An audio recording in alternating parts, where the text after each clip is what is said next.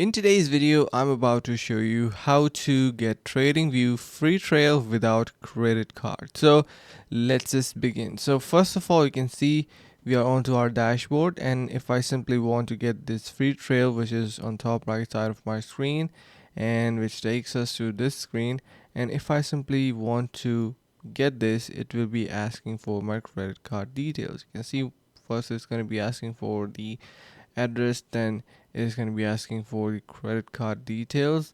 So how you can avoid it? So basically, before I tell you that, you can head over to the link in the description below to get $15 starter bonus onto the platform TradingView, and that is something you should not be missing out, right?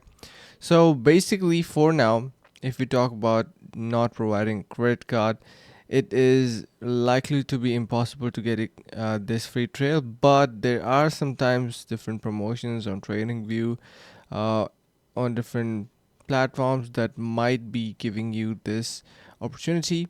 But to get this official trail, you do need to provide a credit card, and you do not have any harm in that. You can simply provide it, and it will not even charge you, because it is going to be asking you, would you like to automatically get your card charged?